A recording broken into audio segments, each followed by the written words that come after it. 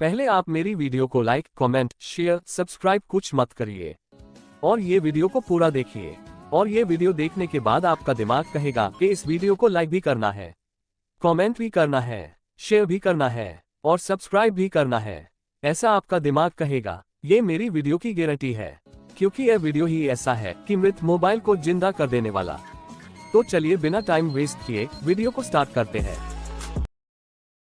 पहले तो पीसीबी का जितना पार्ट्स है उसको आई स्कैन करके देखें या माइक्रोस्कोप की हेल्प से देखें कि कोई पीसीबी में कंपोनेंट्स मिस है तो सेम कंपोनेंट्स लगाए, या कोई पीसीबी में वाटर डैमेज है तो थिनर या आपके पास जो भी क्लीनर हो उसके से आप पीसीबी को क्लीन करें, या कोई पार्ट्स जला हुआ है तो रिप्लेस करें, या कोई पीसीबी में शॉर्टिंग है तो शॉर्टिंग रिमूव करें, या कोई पीसीबी में लाइन ब्रेक है तो जंपर करे। मल्टीमीटर से मोबाइल पीसीबी की बैटरी कनेक्टर पर शॉर्टिंग, फॉरवर्ड बायस और रिवर्स बायस की टेस्टिंग करें। एक पीसीबी ठीक है तो बैटरी कनेक्टर पर मल्टीमीटर की रेड प्रॉब को नेगेटिव पॉइंट पर लगाएं और ब्लैक प्रॉब को पॉजिटिव पॉइंट पर लगाएं, रिवर्स बायस। तब 300 से लेकर 600 के बीच रीडिंग आए और मल्टीमीटर की प्रॉब पलटने से फॉरवर्ड बायस। रेड प्रॉब को पॉजिटिव पॉइंट पर लगाएं और ब्लैक प्रॉब को नेगेटिव पॉइंट पर लगाने से रीडिंग 1 या OL आए तो कोई पीसीबी में शॉर्टिंग नहीं है, पीसीबी ठीक है। 2. पीसीबी हाफ शॉर्ट है तो बैटरी कनेक्टर पर मल्टीमीटर से चेक करने पर दोनों तरफ रीडिंग आए तो पीसीबी में हाफ शॉर्टिंग है। 3. पीसीबी फुल शॉर्ट है तो बैटरी कनेक्टर पर दोनों तरफ मल्टीमीटर बीप करे तो पीसीबी में फुल शॉर्ट है। पीसीबी में कोई शॉर्टिंग हो तो पहले वीबैट की लाइन पे शॉर्टिंग चेक करे और फाइंड आउट करे। हमारा वीडियो का टॉपिक डेड मोबाइल का है तो आगे डेड मोबाइल के बारे में जानते हैं। मोबाइल पीसीबी में शॉर्टिंग नहीं है तो आगे मल्टीमीटर को डीसी 20 वोल्टेज पर सेट करके आगे की हॉट टेस्टिंग करते हैं।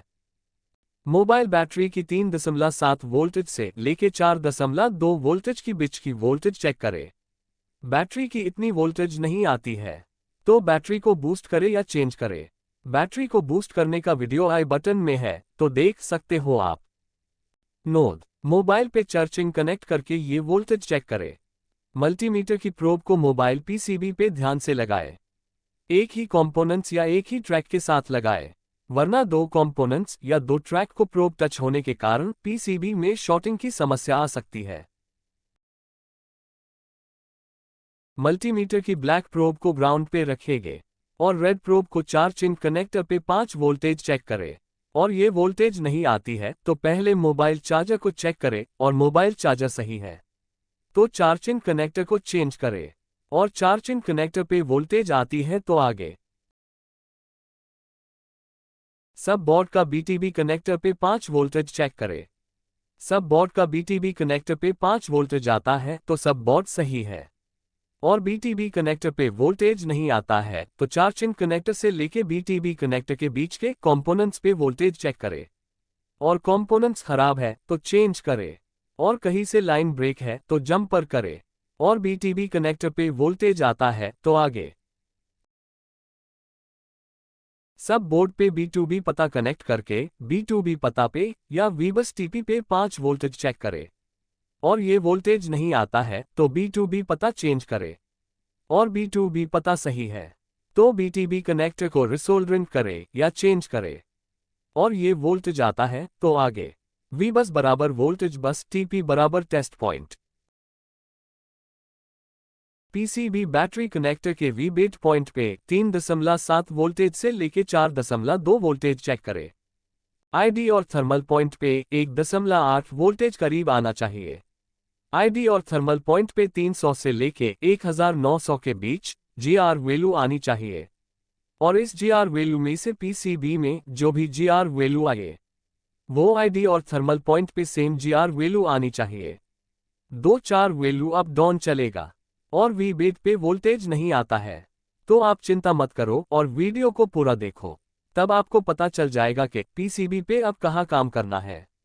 और आईडी और थर्मल पे वोल्टेज नहीं आता है तो लास्ट में वीडियो सजेस्ट कर दूंगा और ये वोल्टेज आता है तो आगे मल्टीमीटर में वोल्टेज के आगे माइनस का चिन्ह आता है, तो कोई दिक्कत नहीं है। रेड प्रॉब ग्राउंड होगी और ब्लैक प्रॉब से आप वोल्टेज चेक करते हैं, तब माइनस का चिन्ह आता है।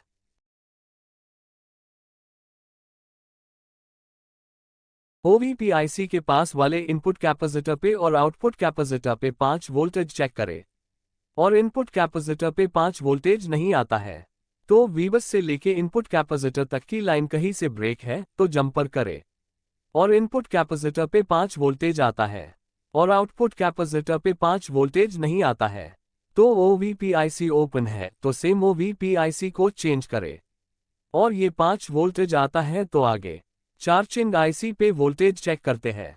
OVPIC बराबर over voltage protection integrated circuit. Charging IC pin वाली IC हो तो पिन नंबर 1 और 24 नंबर पिन पर 5 वोल्टेज चेक करे, नॉइस पॉइंट से गिनती स्टार्ट करे और चार्जिंग IC बॉल वाली IC हो तो चार्जिंग IC और OVPIC के आसपास कैपेसिटर या कंपोनेंट्स पे 5 वोल्टेज चेक करे और चार्जिंग IC तक 5 वोल्टेज आता है तो आगे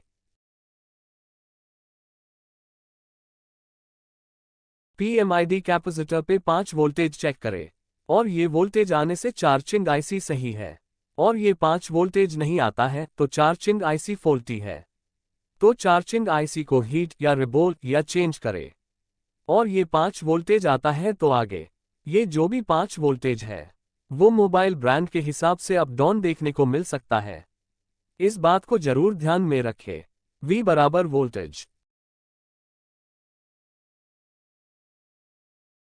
बूट कैपेसिटर पे एक साइड 4 वोल्टेज के आसपास मिलेंगे, 3.7 वोल्टेज से लेके 4.2 वोल्टेज VPH वोल्टेज मिलेंगे और दूसरी साइड 8 वोल्टेज के आसपास मिलेंगे।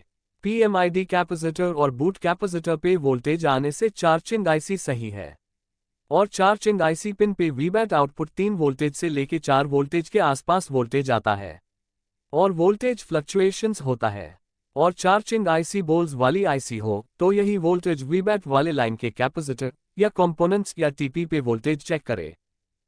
चार्जिंग IC से PMID कैपेसिटर या बूट कैपेसिटर या VBAT से आउटपुट वोल्टेज नहीं मिल रहा हो तो चार्जिंग IC को हीट या रीबोल या चेंज करे और यह सभी वोल्टेज आता है तो आगे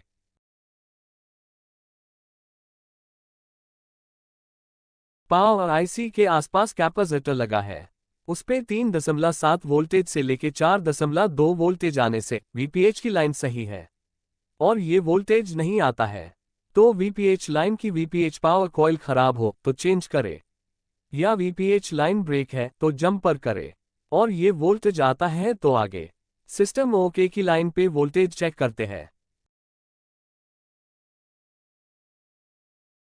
सिस्टम ओके के लाइन में टेस्ट पॉइंट या कोई कंपोनेंट्स पे 1.8 वोल्टेज आना चाहिए और ये वोल्टेज आता है तो चार्जिंग IC और पावर IC सही है और 1.8 वोल्टेज नहीं आता है तो चार्जिंग IC से लेके पावर IC के बीच में लगे कंपोनेंट्स या पावर IC में फॉल्ट है तो कंपोनेंट्स को चेक करे और कोई कंपोनेंट्स फॉल्टी है तो कंपोनेंट्स चेंज करे और कंपोनेंट्स सही है तो कहीं से लाइन ब्रेक है तो जंपर करे और लास्ट में पावर IC को हीट या रीबोल या चेंज करे।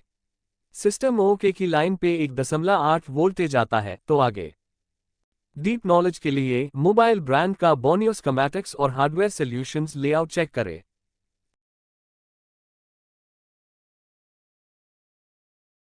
ऑन ऑफ स्विच पे 1.8 वोल्टेज से लेके 4.2 वोल्टेज चेक करें और ये वोल्टेज नहीं आता है तो चार्जिंग IC और पावर IC ये दोनों IC ऑन ऑफ स्विच से कनेक्ट होती है, इसलिए चार्जिंग IC और पावर IC से लेके ऑन ऑफ स्विच के बीच जो कंपोनेंट्स लगा है उसको चेक करे और कंपोनेंट्स खराब हो तो चेंज करे और ये लाइन कहीं से ब्रेक है तो जंपर करे और ये वोल्टेज आता है तो आगे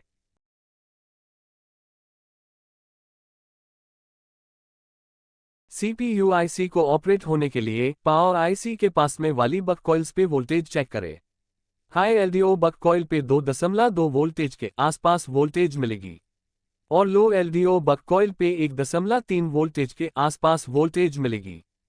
जो दूसरी सभी बक कॉइल्स पे 0.6 वोल्टेज से लेके 1.2 वोल्टेज बीच की वोल्टेज आएगी और लाइन के हिसाब से वोल्टेज अप डाउन होगा। इसमें से एक VPA बक कॉइल पे वोल्टेज नहीं आएगा।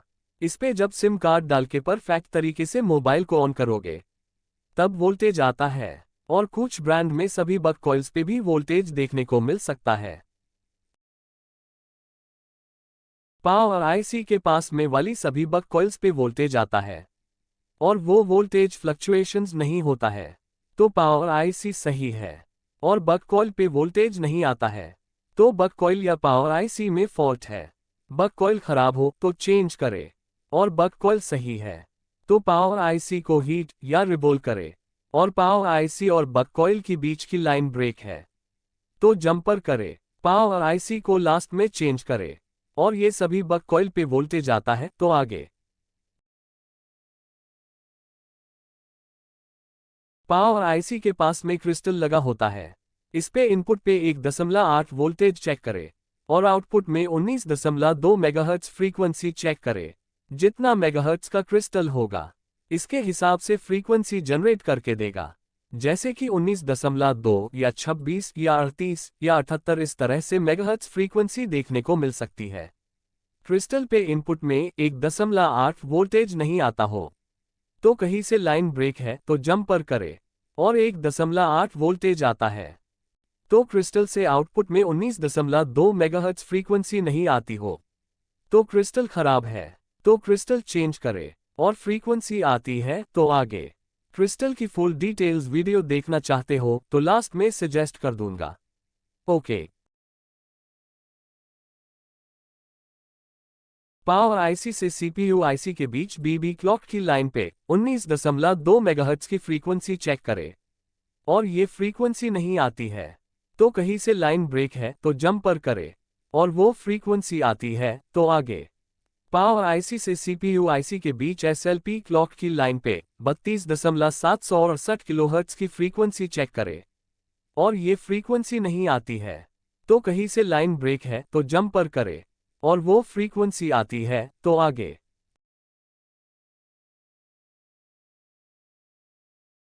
पावर रीसेट और पीएस होल्ड का टेस्ट पॉइंट पे 1.8 वोल्टेज चेक करे और इस लाइन पे टेस्ट पॉइंट ना मिले तो कोई कंपोनेंट्स मिले, जैसे कि कैपेसिटर या रजिस्टर जैसे कंपोनेंट्स मिले। इस पे 1.8 वोल्टेज चेक करे और 1.8 वोल्टेज आता है तो पावर आईसी और सीपीयू आईसी की लाइनें सही है और 1.8 वोल्टेज नहीं आता है तो पावर आईसी से लेके सीपीयू आईसी तक का कंपोनेंट्स चेक करे। कंपोनेंट्स खराब हो तो चेंज करे और कहीं से ये लाइन ब्रेक है तो जंपर करे और वो 1.8 वोल्टेज आता है तो आगे। सीपीयू आईसी की हिंट। कुछ ब्रांड में सीपीयू आईसी के आसपास कैपेसिटर्स लगा होता है।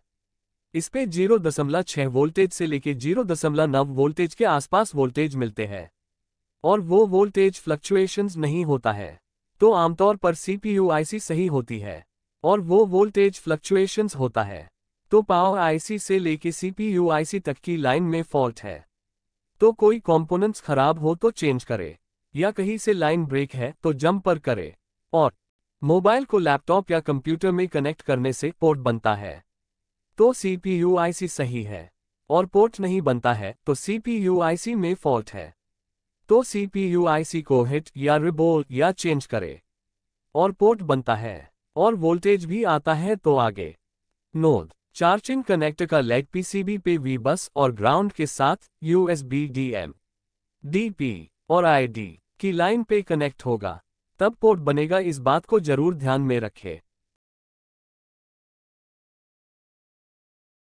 पावर आईसी से ईएमएमसी आईसी की बीच की लाइन पे VCC 1.2 voltage, reference 0.6 voltage, VDD 1.8 voltage और वीरेग 2.8 वोल्टेज। ये वोल्टेज ईएमएमसी आईसी के आसपास कंपोनेंट्स पे वोल्टेज चेक करे और ये वोल्टेज नहीं आता है तो कंपोनेंट्स खराब या मिस हो तो सेम कंपोनेंट्स चेंज करे और कोई लाइन ब्रेक है तो जंपर करे। ईएमएमसी आईसी के अंदर रैम और रोम दोनों आईसी इनबिल्ट होती है तो रैम को चलने के लिए 1.2 वोल्टेज और 0.6 वोल्टेज चाहिए और रोम को चलने के लिए 1.8 वोल्टेज और 2.8 वोल्टेज चाहिए होते हैं। और रैम आईसी अलग होगी तो रैम आईसी को अलग से 0.6 वोल्टेज चाहिए। और ये सभी वोल्टेज आता है तो आगे